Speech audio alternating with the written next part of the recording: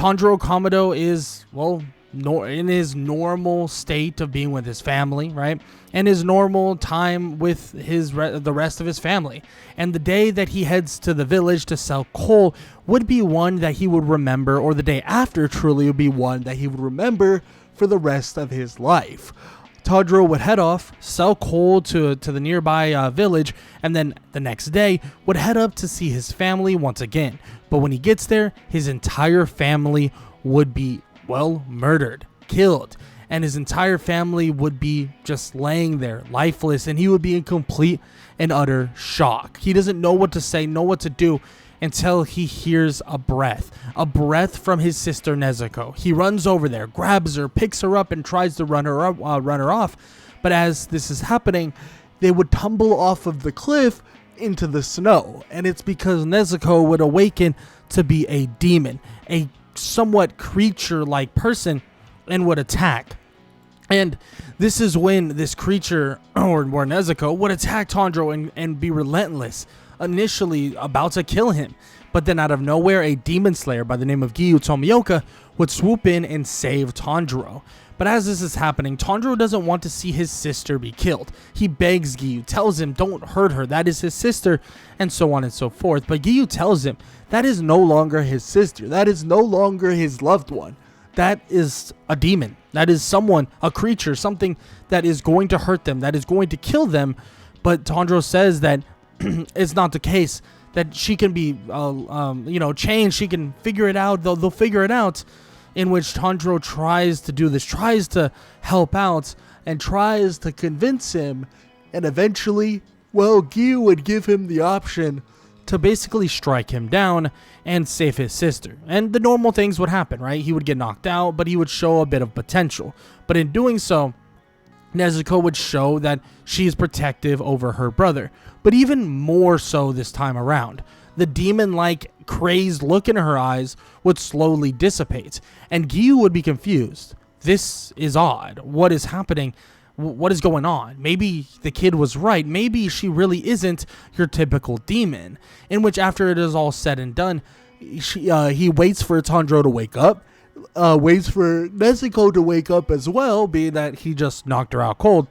And then eventually they are told to go meet Urokodaki, a sensei, a teacher, or really someone that is the master of water breathing, and to go head over there and learn from him. In which that's exactly what they're going to do. Tanjiro helps Nezuko, helps her get into a kind of like a place where the sun won't hurt her and stuff like that, and they head off to Urokodaki's place. But what Tanjiro doesn't know is that this isn't your necessary, like, normal Nezuko. This is actually a Nezuko who's a little bit more tame and a little bit more controlled and more aware of what's going on and what's happening. Even being able to actually speak and talk to Tanjiro for the most part, and doesn't even actually need a stick of bamboo or something to be placed in her mouth so that she doesn't attack anybody. And he doesn't know why or what's going on, but he feels like there's a connection, like there's some sort of manipulation or connection that he is speaking to via the spirit or the soul of Nezuko. And he has no idea how this works. And eventually he would actually come across another demon, the temple demon, and he would face it off with himself and obviously Nezuko. And their fight would be actually an easier one, Nezuko being a little bit stronger. And for some reason, it's as if he's creating and making her to be a little bit more powerful with just his presence alone. He doesn't know what's going on or what's happening, but it's like a connection to her spirit, and they fight alongside of each other, trying to take out this demon. But luckily enough, eventually Urokodaki would arrive to help with getting rid of the temple demon as the sun would eventually rise. And Urokodaki would ask questions about Nezuko, ask about what she's able to do, what she's capable of, but also many other different things as well, in which Tanjiro says that it feels as if she has a deeper connection with him, that yes, she is a demon, she is some creature of some sorts now, but she can talk normally, she can conversate normally with Tanjiro, she can actually, she still is acting just like his sister.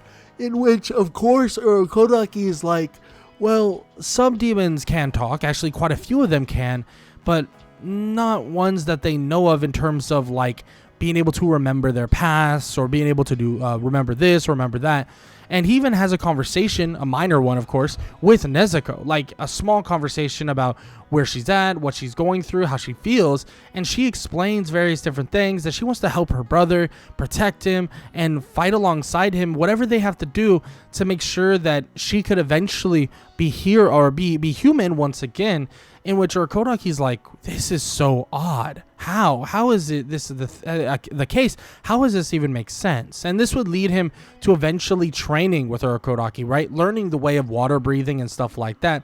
But there's something that is overlaying the water breathing. It's not just water breathing anymore. It seems as if there's something else that is deep within Tanjiro that seems to be giving him even more control. That seems to be actually granting him different abilities. He doesn't know what's going on or what's happening, but all Urakodaki can think about is that it's some sort of soul-like connection or spirit-like breathing. And he's not sure, but it seems to be meshing with water breathing as he learns it. And he continues to learn different ways of utilizing it, different ways of using it, and eventually Tanjiro would kind of get better and better at actually utilizing his breathing styles. Now, yes, mainly water breathing, but the idea of spirit breathing doesn't seem to be your normal or typical way of breathing style. It's not like your, flame breathing. It's not your water breathing. It's not your lightning or thunder breathing, whatever you can think of. It's nothing like that. It's actually a different kind of approach. It's a different thing to really put into perspective. And even Urakodaki has very little to know about it, but after a lot of training, and eventually the training would actually push him toward trying to slice a boulder in half, leading him to meet Sabito and Makomo. But when he meets both Sabito and Makomo, he would basically introduce himself and talk to them, and they would begin kind of conversating with him as if he knows that they are spirits off the bat. And Tanjiro would know. He would actually figure this out pretty quickly, and he would be confused by it, but at the same time, he would wonder, why are they spirits? What's going on? Like, what is happening? In which they say that he has a gift that is different than anyone else's that they've ever seen. They don't know what's happening or what's going on, but he could carry their wills, carry their strengths, carry their abilities alongside with him. And Tanjiro tells them that whatever he has to do, he's going to do it.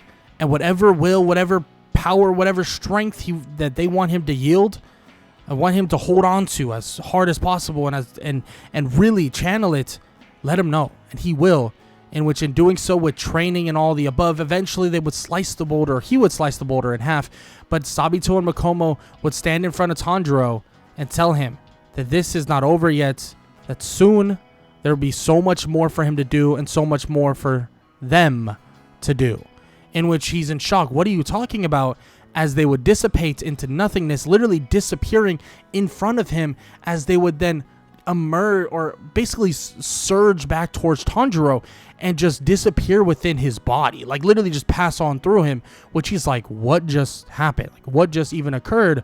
But he has no idea. He would bring it up to Urakodaki and be like, Sabito, Makomo, like, you can't be serious, right? In which he nods his head and says, I'm serious. He doesn't know what's happening, and he would assume that they were ghosts, that they were spirits, but for some reason, they made it very, very easy to know that. For some reason, he could tell that it was the case almost right off the bat, in which Urakodaki's like, I have no idea. Like, this is insanity. Like, I don't know what's happening. I don't know what's going on. But the preparation for the final exam would be there and ready. So he would go off by himself to the final exam, preparing for a week-long journey within the demon-infested mountains, and he would prepare himself. But there's something else that would ensue right when he walks through those doors, right when he enters that final selection, because when he enters, he would see one demon, and he would then look to his left and right to see the spirits of Sabito and Makomo right next to him. They would dash through, and it would look as if the demon could see all three of them, and he would be terrified. Tanjiro would slice through the demon so easily, and Sabito and Makomo would run beside him, and they would clear out the entirety of the forest, the entirety of the mountain of demon-infested area. And as everybody is watching this, as Tanjiro, Sabito, and Makomo, all of these of the two spirits and Tanjiro together slashing down the hand demon, everybody who is watching, every demon slayer that is, well, trying to be a demon slayer would be watching. They would be in shock. How? What's going on? What even happened? Whatever he did, it was insane. And to them, they really didn't see much. Well, the demons saw it all, but the other demon slayers, they don't see the spirits. They see Tanjiro himself basically being encompassed in these different realms, different areas, as if he's moving so quick that he's able to slash through demons on one side of the mountain to the other, which is impossible, but they don't understand it. So that's the way their brain is kind of making things out to be the way it is. But of course, Tanjiro finishes the entirety of the mountain, including killing the hand demon before anyone gets hurt, leading to every single person that was there actually passing. Now, is that a good thing? Sort of, right? Because some of them will be, I'm gonna be honest, useless demon slayers, but others may be able to help out in various other ways. So that's always good. But this would lead to everybody on everybody on the mountain or the area for the final selection to pass on to the rest of being a demon slayer. Tanjiro would get his ore, obviously still break Genya's arm, and would head back to Mount Sagiri, where Urokodaki is waiting with Nezuko. And when he gets there, Urokodaki's happy. He's crying, and he even sees the spirits of Sabito and Makomo just briefly, like very briefly, because of like what's happening. And he sees them, and even Nezuko sees them, well, just outright, like, can straight up see them, and would even like introduce herself. And Sabito and Makomo would walk over to Nezuko and even like introduce themselves as well, as they would dissipate back within kind of Tanjiro and would only come out when they are truly needed. Seemingly their spirits and their want to help and their desire to stop the demons still hold space in kind of this world, and still hold space from actually leaving this world entirely. And Tanjiro would thank Urokodaki for all his help. He would get the box for Nezuko, and they would head off on their very first mission after getting the Nichiren blade that he's been waiting for. After talking with one of the civilians, or Kazumi, he would speak with him, learning about what's going on. And Tanjiro would eventually that same night face off with the first demon that he's going to encounter, being that of the Swamp Demon, or I guess the first demon he'll encounter as a full-fledged demon slayer.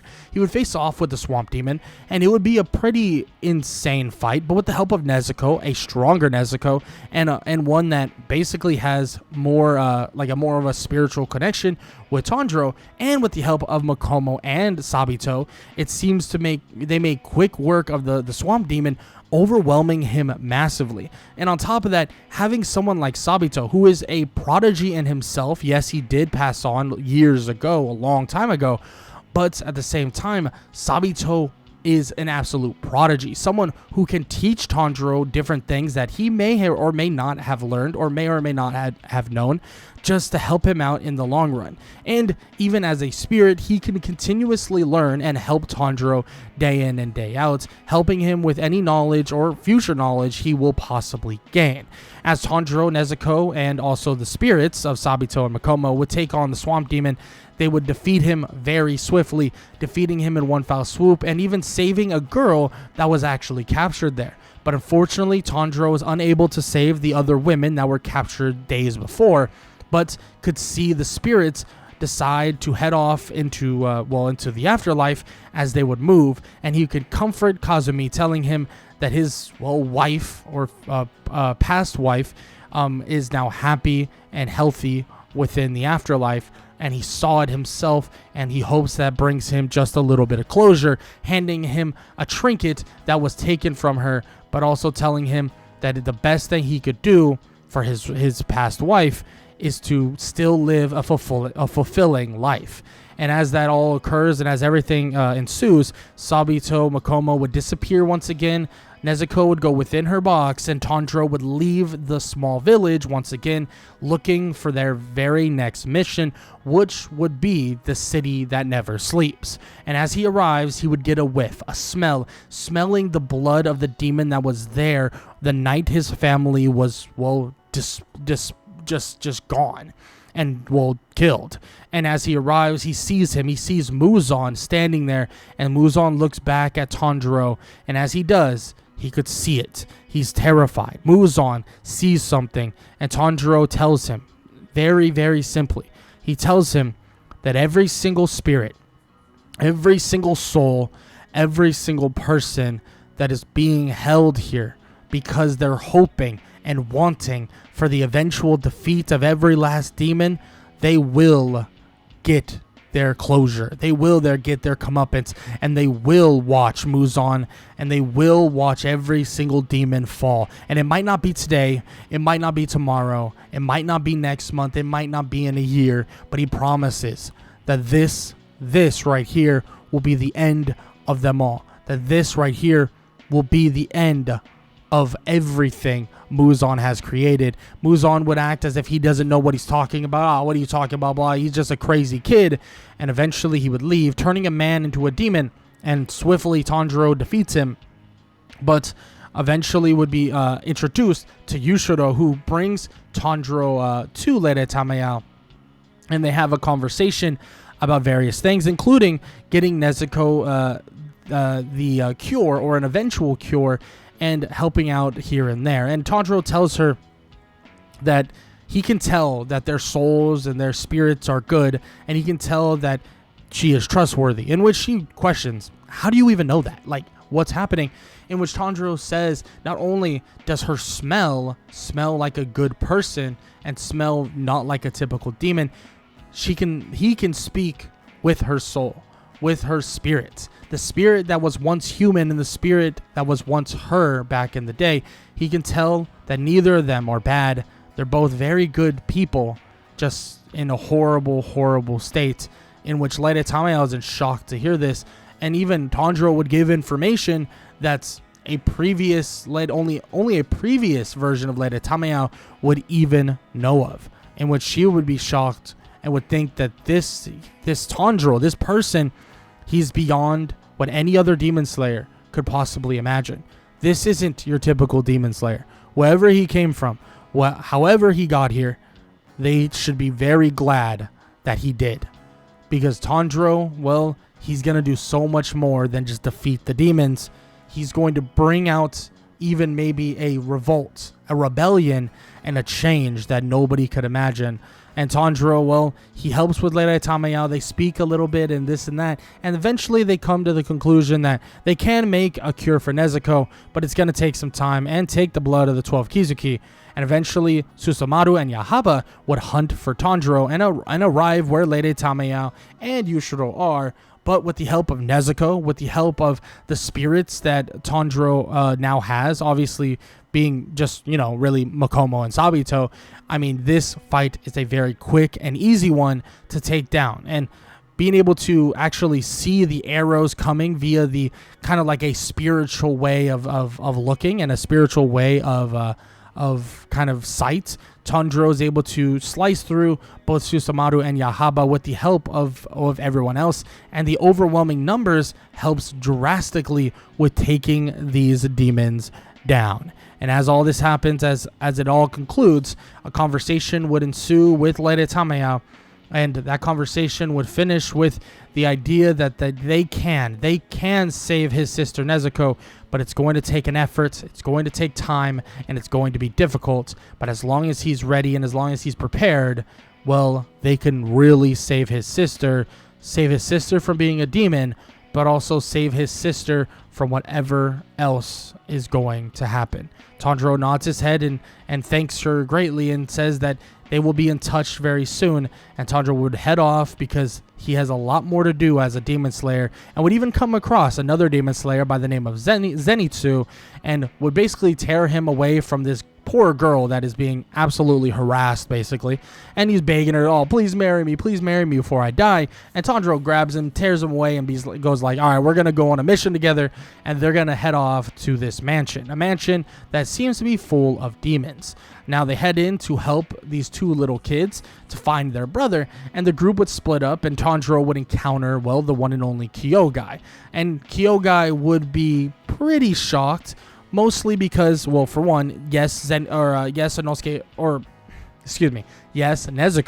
I don't know why I kept messing that up. Yes, Nezuko is not there with him, but the two spirits of Makomo and Sabito, and possibly maybe other spirits that were on the way, some minor spirits that maybe have a portion of them still living here, would basically be helping Tanjiro, would be helping him stand up in front of Kyogai. And Tanjiro, yes, he is progressing at a quicker speed in terms of a Demon Slayer capabilities, but with the help of the spirits of Makomo and Sabito, I mean, they overwhelm Kyogai very quickly, and Tanjiro's able to even kind of instill this like added version of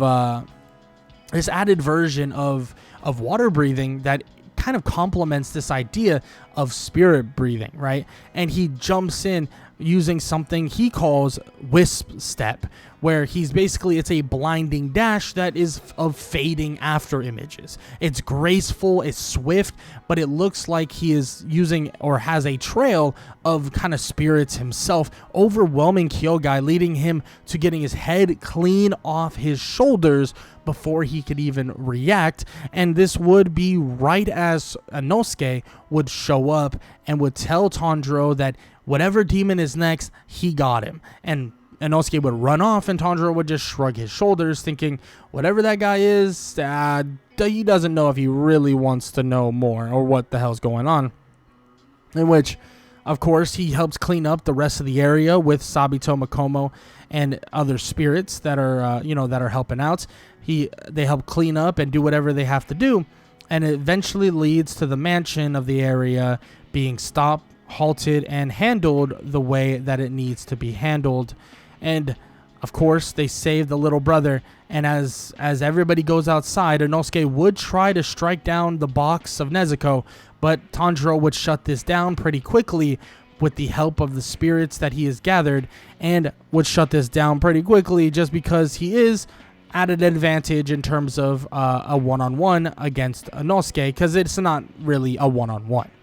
And after all this is said and done, they do take a little bit of time off at a nearby kind of house or a nearby area and a nearby place where they get some food, they get some sleep, and eventually the group would receive orders to investigate Mount Natagomo. Mount Natagomo is another place that seems to be infested with demons, and a lot of different demon slayers keep arriving but never leaving, being defeated, killed, or any of the above. And Tanjiro would eventually show up and see with Inosuke, obviously with Inosuke and himself, they would see a ton of various demon slayer puppets. These puppets that are being basically controlled by who basically we would know as the mother demon kind of spider lady.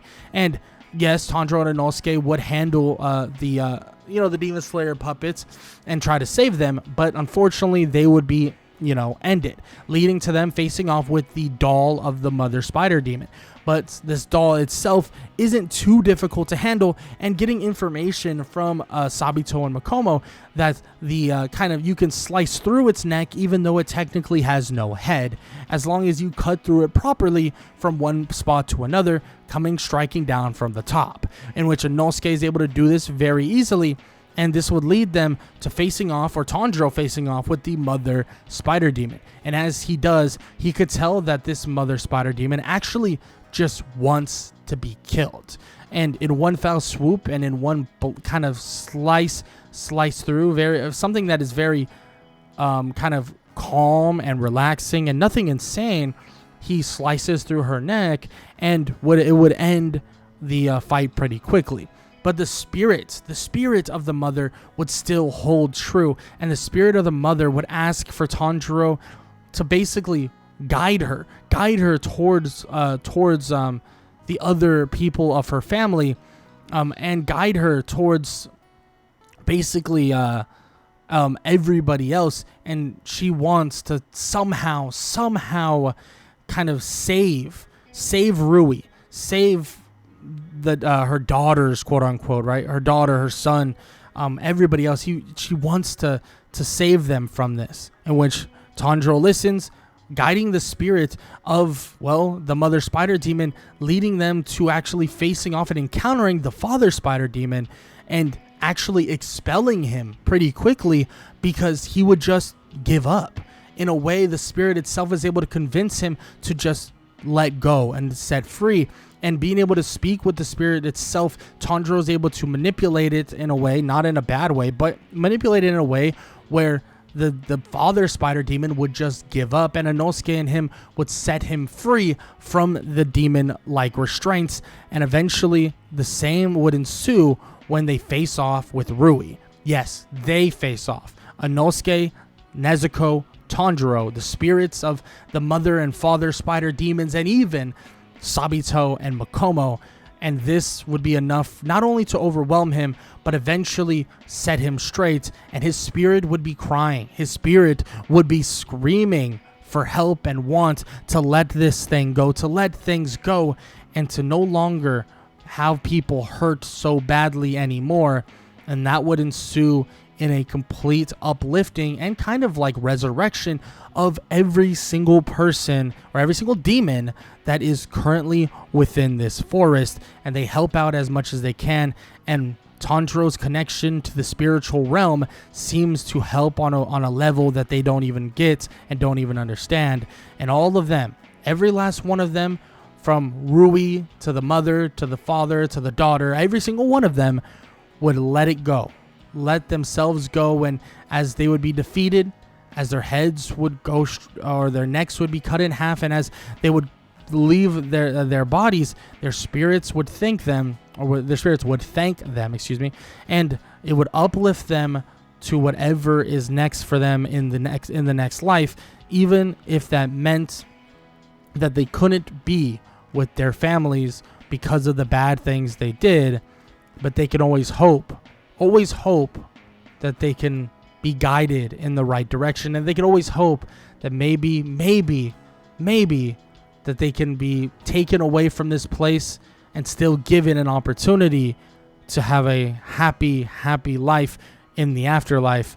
But after all that is said and done, after the demon infested forest of Mount Natagumo is settled and handled, the other demon slayers would arrive, seeing that everything was handled before they even got there.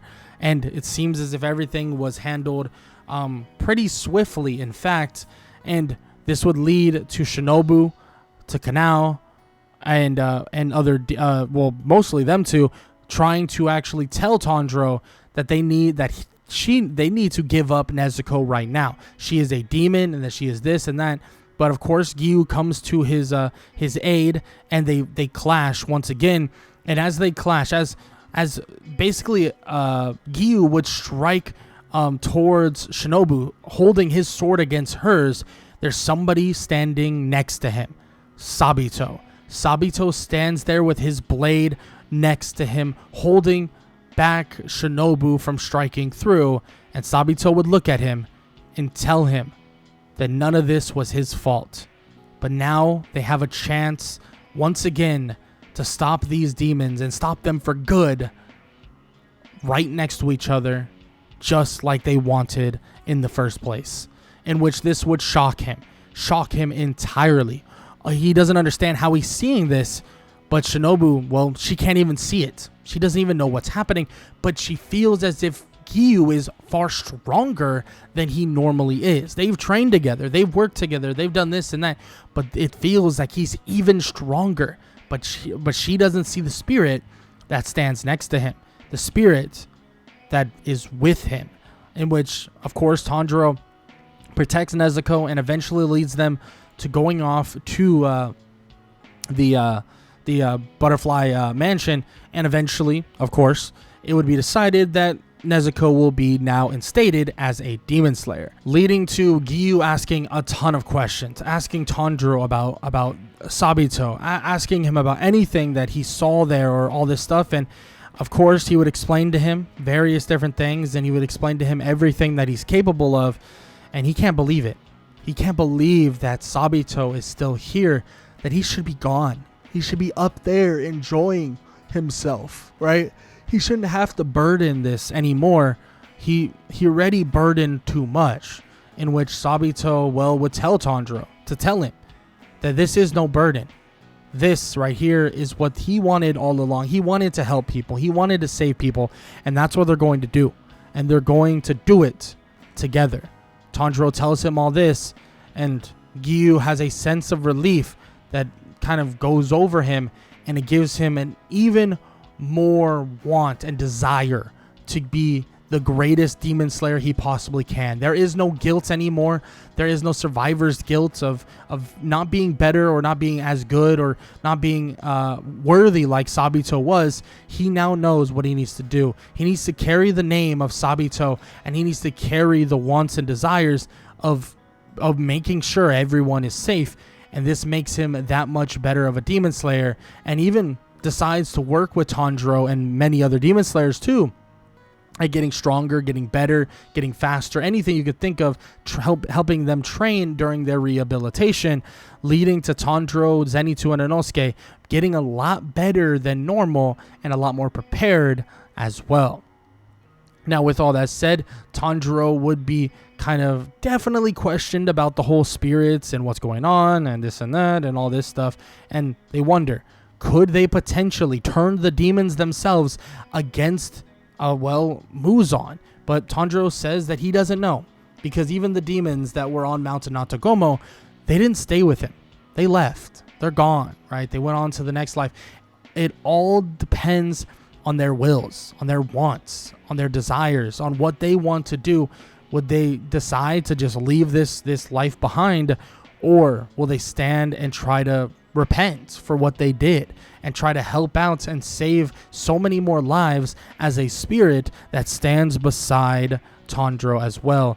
In which, of course, this conversation between Tanjiro, Shinobu, and many others, yes, it would be a confusing one, but still, it's one to keep in mind and one to really consider, because eventually Tanjiro would head off to actually get a little bit more kind of insight on not only his powers, his abilities, but also just his want and desires to eventually step up and become a Hashira.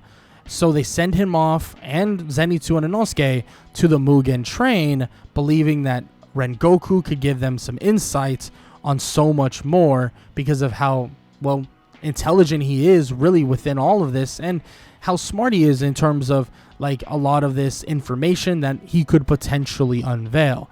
And as they would arrive, they would not expect him to be the way he is, happy-go-lucky and really enjoying every single moment, almost like he has come to terms with the idea of death, and he makes sure that every part of life is enjoyable, and he makes sure that every part of his own life is always happy, smiling, and good. Tanjiro, Kamado, and, Inosuke and Zenitsu head off on their first real mission with a Hashira. A first real mission that will change their lives and perspectives forever. And the reason why everything right here and right now will change beyond their beliefs is because not only will they watch a Hashira in Rengoku absolutely slay these demons, absolutely destroy and dismantle these few demons, on top of that, they will get a new kind of lease on what this really means, what it really means to be a demon slayer. And they just watch Rengoku do this, absolutely obliterate the first couple demons that show up on the train, or these first couple train demons, but this would lead them to going to sleep. But Tanjiro, after falling asleep because of some altercation, or more or less some nefarious things that obviously occur, Tanjiro would see various spirits that include his own family and also many others as well. These spirits are telling him that none of this is real, none of this is true, and that he needs to get out of here as soon as possible. That he needs to get out of this situation as soon as possible. And this would terrify him. He would wonder, what's going on? Like, seriously? Like, is this real? Is this really all a dream? I mean, it definitely would make him feel uneasy. It would definitely make him feel terrified.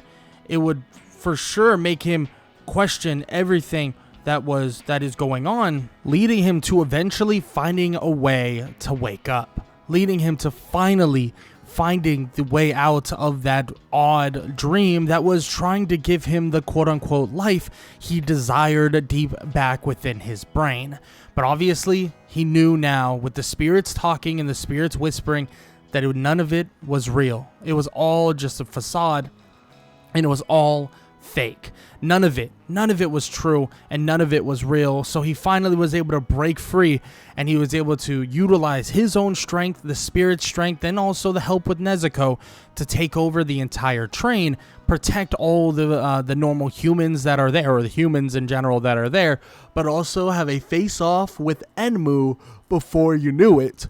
And they would clash. Him and Enmu would go back and forth for a little bit, leading to Tanjiro actually landing a crucial blow, a blow that would slice Enmu's head straight off. But this is not the real Enmu. This is actually not the actual Enmu that is, they're trying to kill. The real Enmu is the actual train. And that right there is something that nobody would have thought, at least not at that moment and not at this time. But that's what this Enmu is. The Enmu that they know is hiding within the front of the train. With the help of an awakening Inosuke and eventually a Zenitsu who is doing his own thing while literally sleeping, he is fighting alongside all of them. And as they're kind of pushing forward, as they're trying to get to the neck of Enmu, and eventually Rengoku awakens and all this stuff occurs, it is now time for them to really step up, and that's to execute Enmu for good. Get rid of him, get him out of here, and honestly end this reign of tyranny from that one person. And what they're going to do next is going to allow them to take out Enmu. They team up and come together to take down Enmu, and together as a kind of a duo and a trio with Zenitsu, but mostly a duo with Inosuke and Tanjiro and the spirits that Tanjiro carries along with him. They're able to close in on Enmu's location. And then once they close in on that location, finding that it is just, literally and legitimately, the head of Enmu is literally in the front of the train, they would find that location and figure out how to execute it and figure out how to take it down. And that's exactly what they end up doing, slicing through that front of the train after, dealing with these other people and dealing with the kind of conductor and stuff like that. They're able to handle the conductor and handle this kind of little ordeal that is basically going on. And this would lead them to finally being able to strike down Enmu and finally being able to strike down basically this demon that has taken over this entire train, but also taken over every single person that is within. And this right here is a scary thing, because at the end of the day, this was a terrifying moment for everybody. And what they had to do was they had to take out Enmu swiftly and quickly. And initially they would think that this would be the only hard part about this. This was the threat for the day, but that's actually not true. This is not the only threat for the day. And this all led to the arrival of the Upper Three Moon, known as Akaza. And this would change the course of events so greatly that they would have no idea that they'd be stepping into a new time, a new place, and a new kind of timeline that could truly occur. Because when Akaza goes head to head with Rengoku, Tanjiro would help him with his spirits, and they would all come together to try to strike down and defeat Akaza. And this would lead them to gaining an upper hand that would sacrifice Rengoku, but would lead to a slice between all four of them: Zenitsu, Inosuke, Tanjiro, and even Rengoku, slicing toward the neck of Akaza, all four of them clashing with his neck, slicing it clean off, as the sun would be approaching only minutes away. But as the neck and as the head of Akaza would fall and clatter to the ground, this is when they would be shocked to see that Akaza's body still moves, attacking Rengoku once again, but Rengoku is able to get out of the way as he's bleeding pretty badly. Tanjiro wants to help do something, but Rengoku knows that his time on this place, this time on this planet, and his time with them is over. He would send his sword through the chest of Akaza, digging him into the ground and holding him still as Akaza's body would slowly begin to deteriorate, and this would put every single demon on notice that the Demon Slayers mean full business and that they will not give up without a fight. And the truth is, this would change the course of events so drastically, not just because the upper 3 moon dies and passes on to the afterlife, but because he doesn't. It might sound odd, it might sound weird, but Tanjiro stands there in front of the spirit of Akaza, and Akaza looks at him and then looks toward the sky, thinking that maybe he should just leave and go to the afterlife and go on with whatever punishment and whatever has to happen for him to repent. But then he looks back at Tanjiro and he asks him if they will defeat Muzan, if they will defeat the demons that plague this world and the horrible, horrible people that killed the people he loved so much and what drove him to this. He looks at Tanjiro and asks him, does he promise that they will win? That they can stop all of this? They could even stop people like him, aka people like Akaza. And Tanjiro says that he promises that he will. And this would lead Akaza to telling him that he will stand beside him before he goes on to the afterlife, and he will fight alongside him with the spirits that he now has. The spirits like Makomo, Sabito, and now Akaza follow suit, and it seems as if this spirit, this one spirit that now has changed and swapped sides, a demon, one of the strongest demons on the planet, now swapping sides, and Muzan, well, he'll have no idea what's going to hit him, because he believes that Akaza was just defeated, that Akaza was just put in the dust and put away for good. But what he doesn't know is that Akaza actually is now on the side of the Demon Slayers, and Tanjiro would continue his training, continue his preparation, and he would continue preparing truly for what's to come. But they would still be extremely saddened by the loss of Rengoku, and Tanjiro would try his best to perfect every little bit that he could possibly learn. But obviously Akaza is not the only spirit that he now carries with him, carrying Rengoku alongside him as well, teaching him anything he needs to know about sun breathing, and slowly but surely allowing him to learn more and more about the breathing style that was truly attached onto him before he was latched onto by various spirits. But with the help of Sabito, Makomo, Akaza's spirit, and even Rengoku's, it seems as if the preparation for these Demon Slayers are beyond even measure, leading them to actually going to the entertainment district, trying to help out with Tengen Uzui and help him take out any kind of threats that are to his wives and any threats that need to be taken down for good. And that's exactly what they do. They disguise themselves as wives and head into the entertainment district, and as a battle would eventually break out between Daki and Gyutaro versus the Demon Slayers, soon Daki and Gyutaro would now realize that they are not only outnumbered, but they are outclassed, because when they see Akaza himself with also a spirit version of Rengoku as well, a spirit Rengoku and Akaza standing in front of them, they wonder, how is this possible? They watch as Rengoku strikes down toward Daki and Akaza strikes down toward Gyutaro to try and even out any playing field he can, and Gyutaro cannot keep up. The power of Akaza still maintaining as his within his spiritual form, the same as he was when he was a demon, and this would terrify him, but give Muzan heads up to what the hell is going on, because after the eventual defeat of Daki and Gyutaro, they would not decide the same fate to basically, help out the Demon Slayers.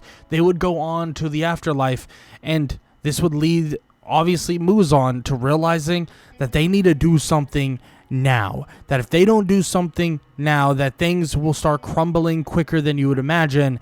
And yes, Tanjiro and everybody else begins to recover at the Butterfly Mansion. And as Tanjiro would eventually go to the Swordsmith's village and face off with, or with training with Yoriichi Type 0 and working with Genya and also Mitsuri and Muchiro, he would also have a chance to train with various other spirits. I mean, still training with Sabito Makomo, but also with a Hashira basically in his pocket, being that of Rengoku. So he's able to channel those spirits, help him train even further, and allow him to advance in his own power quicker than you would imagine. So when Tanjiro, Nezuko, Genya, and Mitsuri face off with Hantengu, all of the forms that face off with them would be combated by Akaza, Sabito, Makomo, and Rengoku, and many others that stand beside them. So it more is like a way easier and way simpler battlefield for them to handle, leading them to actually deleting Hantengu, like getting rid of him pretty quickly. But that small version of him that still hides away, the neck that they were looking to basically slice off, becomes harder and harder to actually slice off. And he does his absolute hardest, like his absolute best to stay the hell away, and his absolute best to make sure that he doesn't get caught and doesn't get, well, killed. So he does everything in his power to do just that, but it doesn't necessarily matter. He still falls short, and he still is defeated, and he still is defeated basically the same way that he was in the first place. But as this is all happening, as this is all occurring, and as Muchiro would be just finishing up his fight with Gyoko, it seems as if there's a message that would be sent to Tanjiro. A message not from Muzan, not from anyone else, but from Nezuko herself. Nezuko tells Tanjiro that the sun is coming, but that to not worry about her. Don't worry about what's going to happen. And she tells him that something deep inside her is telling her that she can stand in the sun just like them. Tanjiro tells her, don't do this. This is not worth the risk. They don't know. But Rengoku, Akaza, and all of them tell him that there's something about the girl. Akaza especially tells him that there's something about her, and there might be a chance that she's the one to conquer the sun. And if she is, they need to get her away from Muzan as fast as possible, or they need to stand their ground and they need to defeat him and use her as a bargaining chip to get him to come out and fight. Tanjiro looks at them and shakes his head, but realizes that they're not wrong. They're not wrong. Because once she conquers the sun, if she conquers the sun, and spoiler alert, she would, the sun would rise and she would conquer it that day. But they would wonder, would this force Muzan to hunt for Nezuko? And Akaza would confirm that if he wants it bad enough, and he knows he does, there's no world that Muzan doesn't come running after her ASAP, or as soon as he possibly can. And the Hashira and many others over at the Hashira Mansion, or the Butterfly Mansion, would tell everybody that it's now time for them to up the ante, up the training, and up everything they possibly can do, because they don't have a choice anymore. They have to get stronger. They have to get better. They have to get faster, and they have to be more prepared, because whatever is to come, whatever is going to happen, and whatever could possibly happen with Nezuko, with everybody else, they need to be ready for Muzan's eventual arrival and eventual last sprawl and a last take. And this leads them to training like hell with various Hashira, every single one of them setting up their own training sessions, from even retired Hashira like Tengen to even stuck up, a little bit annoyed people like Muchiro. Now, many of the Hashira from Obanai, Mitsuri, Saname, Gyome, and so many more help out where they can, train where they can. And this, at the end of it all, they would eventually find out that there's been a spy watching them all along, a spy watching them as Muzan is going to confront Ubuyashiki and wants to confront the true mentor of all the Hashira, the head of all of the Hashira, and all the Hashira and Demon Slayers alike would stop their training and would head off to try and save Ubuyashiki. Before you know it, it would be too late. An explosion would ensue. Flames would engulf the person they looked up to for so long. The true master of all the Hashira would be engulfed in flames, and they would stand there face to face with Muzan for the very first time, ensuing in what they call the Infinity Castle. But the fight for the night and the fight to the very, very, very beginning of Sunrise is something that everybody will remember, and something that Tanjiro is more than prepared for when in terms of dealing with the spirits that stand next to him, and the spirits and people and Hashira and Demon Slayers willing to sacrifice their own lives for the greater good. And Akaza, well, he would be looked at by Muzan, seeing the spirit of Akaza, calling him a traitor, calling him something that he could have helped. If he was just stronger and wasn't so incompetent, maybe he would have lived. But Akaza responds, and he tells Muzan that what they were doing and what he was doing was not living.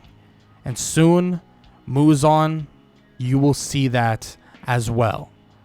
And this is where we are going to end off the final parts of What If Tanjiro Had Spirit Breathing.